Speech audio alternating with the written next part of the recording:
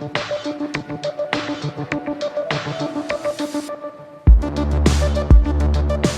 listening to From the Horse's Mouth, intrepid conversations with Phil Fersht. Ready to meet the disruptors who are guiding us to the new great utopia by reshaping our world and pushing past corporate spin for honest conversations about the future impact of current and emerging technologies? Tune in now.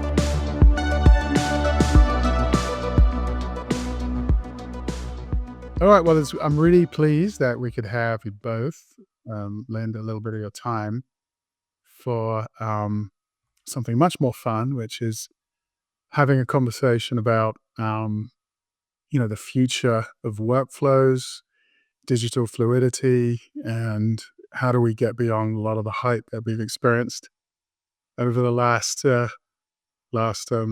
year or so. So maybe we'll start with you, Bill, and let's talk about ServiceNow's workflow data fabric. I mean, you're trying to bring AI into enterprise decisions, but what does this really mean for the future of work? The future of work has really evolved from generative AI, which was making tasks done on a platform like ServiceNow's easier, simpler, faster, to agentic AI, where you're really capitalizing on Gen AI, but you're also putting these agents to work. I call this the digital workforce. They work 24/7, 365 days a year, and you don't even need to give them a healthcare plan. And the vision is to have every employee in every company having agents work for them. And I believe the claim to fame at ServiceNow is that not only do we act as the orchestration layer or the control tower for agentic AI in an enterprise, because we have our own agents that go end to end across an entire company, but our control tower actually works with the other agents and all people in an enterprise that work in teams to get stuff done. So that's really a competitive advantage. And I do want to give a shout out to Cognizant and Ravi in particular, because the workflow data fabric, Ravi and Cognizant were the first movers in adopting this in the marketplace, because he saw how workflow would tie to data. And with the fastest database, RaptorDB, and the ability to ingest as much data as an enterprise has, or leave the data structured and unstructured wherever it is in an enterprise, we could access it, make a zero copy of it, and accomplish a workflow or a process. And this is really what is enabling companies to run much faster and much better. With agentic AI, they're fast, and with workflow data fabric, they can be fast with any data source in a company, and together that makes a very valuable combination to drive productivity, efficiency, and growth in companies today. Right, right. So Ravi, you partnered with ServiceNow to promise digital fluidity, seamless connection across systems and teams. But how can organizations really achieve this? What cultural shifts are required? How can leaders break down resistance to drive these AI-driven transformations? What do you think needs to shift here? Sure, Phil. So let me first define what digital fluidity is. The ability to move work across systems, across functions in an enterprise seamlessly without any constraints and barriers. I mean, you need a cultural shift inside the company, which is more human-centric for you to get it, but there is a need of a technology which will allow you to do that. What does that do? What does digital fluidity do? If you're able to move work seamlessly across an enterprise, you can make that enterprise real time, sentient, because you can do decision support in a real time manner.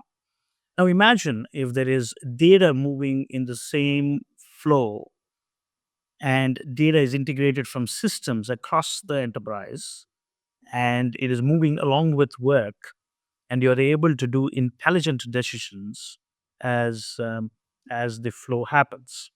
Imagine if there are AI algorithms underneath it, which are making the data generative in nature. And going back to what Bin said, if you want to take the output from it and actually actionize it with agents which are digital in nature, which work in alongside humans, you're going to really find enterprises to be in a state where they can take decisions real time. They will be predict. They can actually predict what is coming, leave alone being an intelligent workflow. Now, ServiceNow, if you look at the stature of ServiceNow in an enterprise landscape, it's probably the only unique software product available which actually orchestrates across an enterprise. And it is a platform of platforms which sits on top of existing systems. So not only does it have agents on its own, it can actually integrate with agents of other systems which are available. So ServiceNow's stature to be that system of experience and system of engagement allows it to take that position of being that orchestration layer.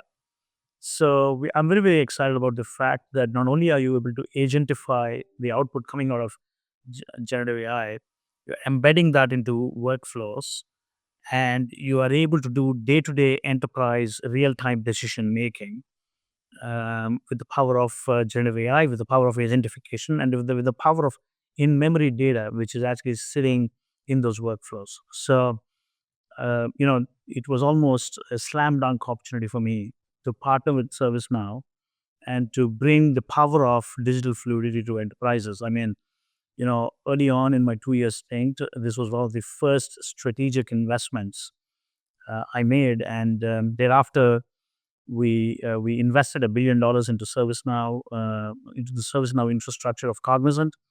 Then we actually bought a company called Thirdera, and now this is the next big thing we did, which is to bring the power of workflow to power of agentified workflows, real time data embedded into it for enterprises to uh, you know um, be that sentient real time enterprises.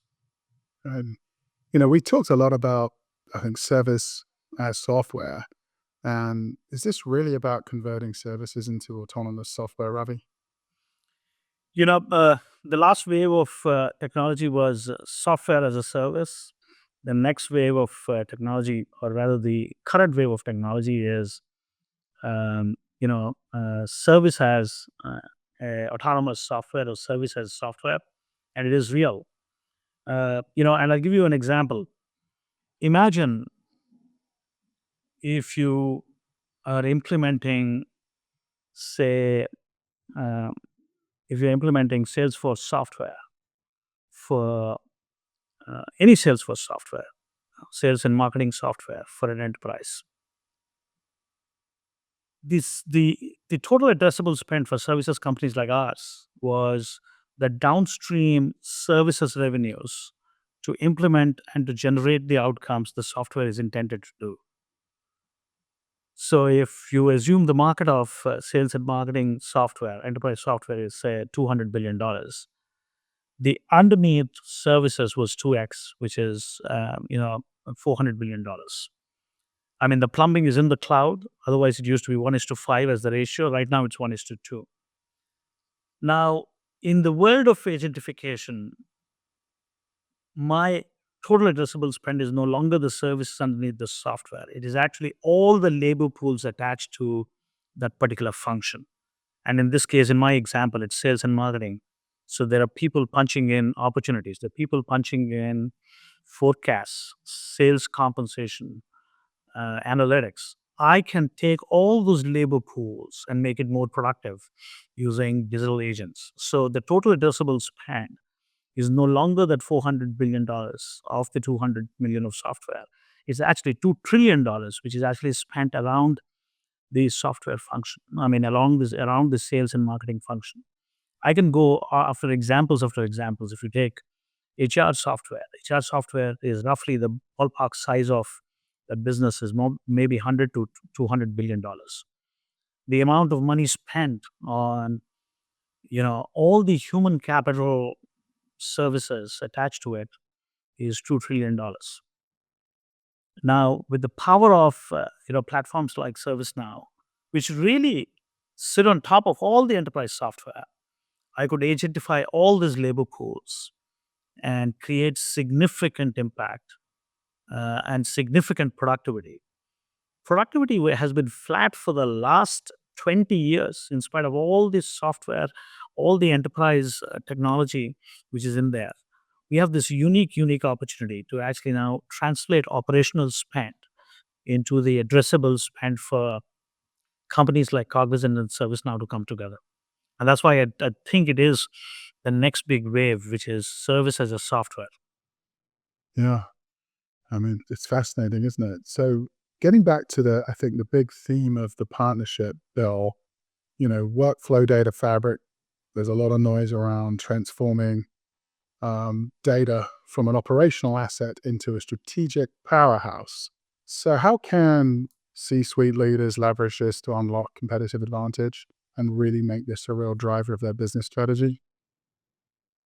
You have to take Ravi's remarks extremely uh, inspirationally, because this AI market that we're participating in is a $20 trillion market in terms of its impact in the next 5 years. That's pretty incredible. I've never participated in a market like it. I've also never participated in a market where for every $1 that's wisely invested, you'll get a minimum of $5 in return. And so I think that this orchestration, or this platform of platforms concept at the workflow level, has now been anchored pretty well. Because if you think about ServiceNow's role, it's almost like the iPhone of the enterprise. You have a clean pane of glass with enormous compute power and complexity underneath it, but that's hidden from the user. The user has a great experience, as Ravi beautifully said.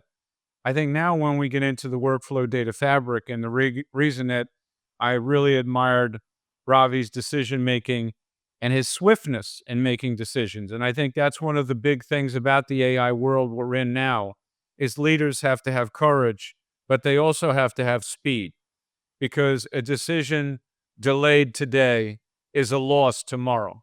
And Ravi understands that as well as anyone I know. And so the way I look at the data fabric, you take these AI agents and you put them to work.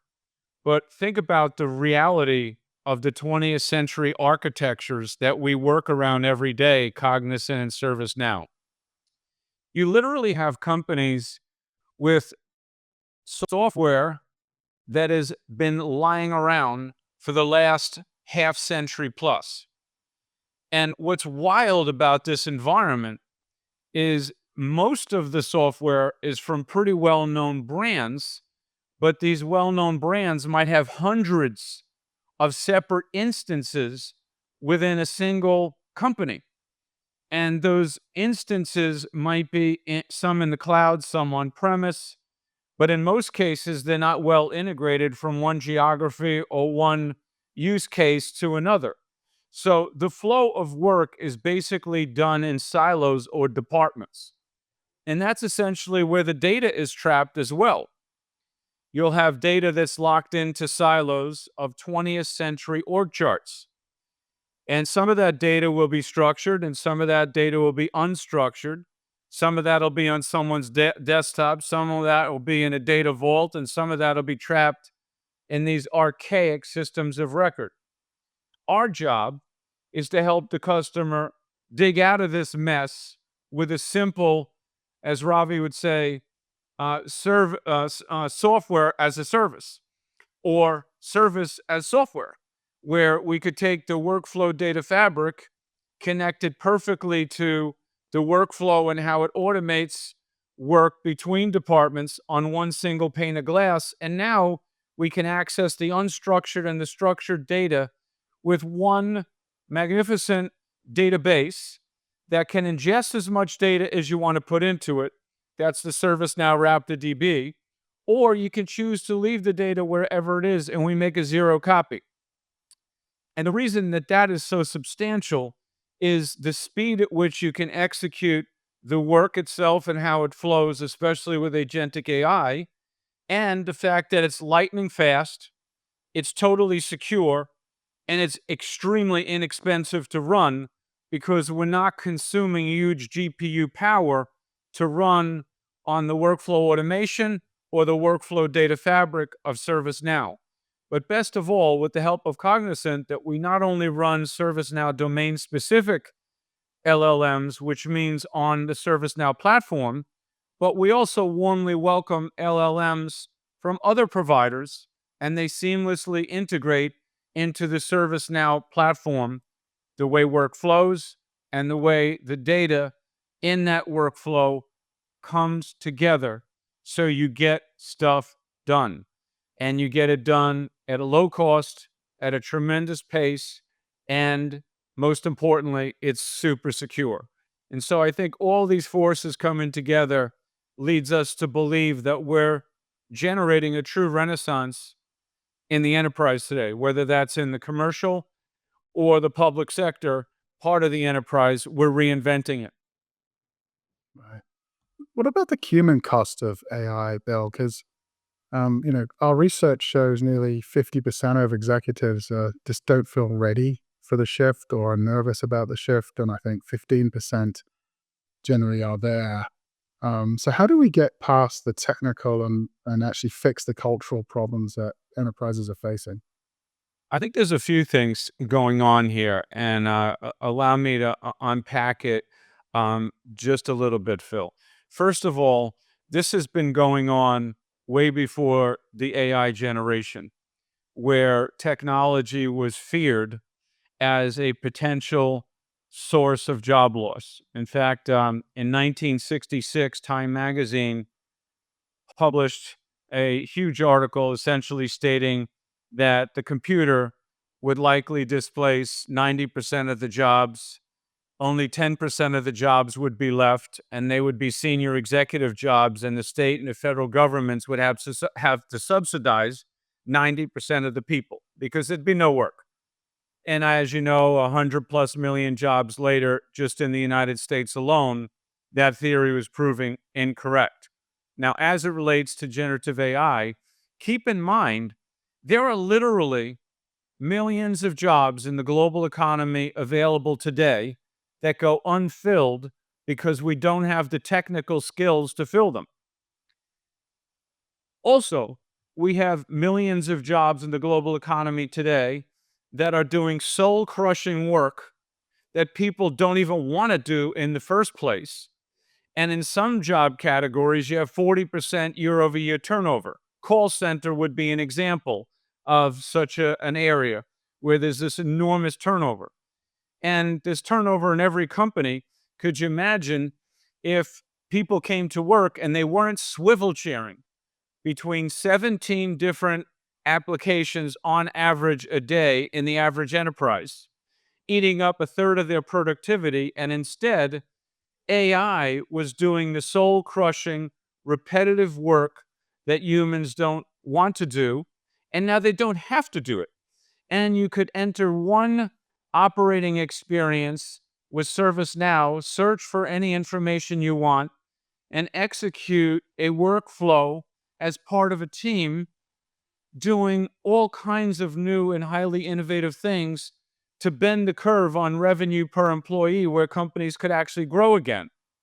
And companies could take this efficiency and this productivity increase and start reimagining business models and start thinking about things that the world doesn't even yet know it needs.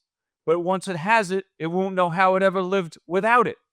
And I think that's what Ravi and I are trying to bring to the world, a positive feeling that agentic AI, an automation platform like ServiceNow, the flow of work, the fabric of data, and the great skills of Cognizant can come together and fundamentally rethink business models and innovation and change entire industries in the global economy and do it right now. Yeah, I mean, we are going through a profound shift, and I think Bill, you've described it beautifully. Ravi, you're running a 400,000 person company. how do you deal with the ethics around this and the security and the intensity around accounting and accountability? Yeah. So Phil, Bill beautifully explained the human capital aspect of this technology. I'm just going to add one or two things before I get to the ethical part. I mean, the biggest challenge for enterprises across the world, and for that matter, the societies we all live in, is upward social mobility in jobs. Just in the United States, we have any point of time 8 to 9 million open jobs, which is what Bill was alluding to, and there are no takers for it because the skills needed are digital skills. Equally, on the other side, we have 4 million people leaving jobs every month, which is one third of the US workforce turns around every year. And these are people who are in a swim lane, which don't have access to the other one, which needs digital skills. I think the power of AI technologies with natural language as an interface for its applicability is going to create and diffuse much faster than any other technology we've seen in the past, just because the interface is natural language. And never before have humans, computers have tried to understand humans versus the other way around. So I would actually believe it kind of unlocks barriers to get into specialized jobs. It reduces the space within an occupation and between occupations. It kind of removes the entry barriers to high profile, high paying jobs. And I would say this is going to be a tectonic shift in the way we would look at human capital and how we are going to use technology to amplify human capital, the potential of human capital. Imagine if you have higher wages and lower costs. It's going to be deflationary for a high growth economy. Higher wages for lower costs because you just are able to do more for less. So that's the world we are all going to live in. It's a world of abundance, and it will help us to unlock that digital divide, which we probably in the last few decades ended up doing because of the need of digital skills. Now, coming to ethical frameworks on AI development, I mean, you have to balance innovation with ethics. The framework for any technology around ethics was about safety and equity because technology has data underneath it. I think this is uniquely a technology with transformer-led algorithms, internet scaled data, and unbelievably high compute, which Bill was referring to. You are going to find trust as a very, very important constituent in the ethical framework of how you deliver. It's trust, equity, and safety. And if I have to put this in a framework, Cognizant has a framework called FAST, which is fair and inclusive, accountable, safe, private, and secure, and transparent and explainable. I mean, it needs to be explainable because you're getting the output out of a black box. So the importance of ethics and responsible AI is an important cog in the wheel to support the process of scaling use cases and powering the use cases with more value so that they can actually be more mainstream. So the power of actually taking this technology, the raw technology, and making it enterprise grade is all about making it responsible enough. And I think the frameworks of ethics are going to be an integral part of this process. Um, you might have noticed this, Phil, and maybe Bill has seen the press release we did yesterday. We are the first company which actually got certified on ISO certified on AI management systems. And the power of doing that was related to making it responsible and ethical as we deliver these systems at scale. And we create a continual improvement process by using these standards, which are third-party standards. Yeah. See, adopting a software mindset for services, it's incredible to see. Well, I'll finish up with a question for each of you. It's been one hell of a 2024, right? So what's our one wish for our industry in 2025? Maybe Bill, you could lead off. One wish. Leadership. I think, we're in a world where leadership matters now more than ever. If you think about technology's place in the world, the only way to truly fundamentally improve business or society today is through the intelligent, secure, and ethical use of these technologies. And so it's going to take leadership in both the public and the private sector and full cooperation between the two to fundamentally change things and build a better society for everyone. I think leadership is really what it's all about. Thank you. Ravi, a wish? Phil, we're living in a phase of uncertainty and change. I hope the promise of change outpaces the uncertainty around us. And then the change is, powered by the extraordinary transformative power of AI, and the uncertainty, of course, all of us know the geopolitical uncertainty around the world. So I'm very, very hopeful that the change is going to trigger and outpace the uncertainty, and therefore we are all going to benefit out of this extraordinary transformative power of AI technologies. Wonderful. Well, smarter leadership, stronger leadership, and much less uncertainty sound good ideas to me. And I really appreciate you both taking time at the end of a busy year to share some of your thoughts. So congratulations on your partnership. This is the year of, I think next year is going to be the year of services as software. And it's great to have a leader from each area share their thoughts and come together today. So thank you very much for your time, and happy holidays to you both. Thank you very much, Phil. Thank you, Ravi. Happy holidays. Thank you so much. Thanks for hosting us. Thanks for tuning in to From the Horse's Mouth, Intrepid Conversations with Phil Fersht. Remember to follow Phil on LinkedIn and subscribe and like on YouTube, Apple Podcasts, Spotify, or your favorite platform for no-nonsense takes on the intricate dance between technology, business, and ideological systems. Got something to add to the discussion? Let's have it. Drop us a line at fromthehorsesmouth@hfsresearch.com or connect with Phil on LinkedIn.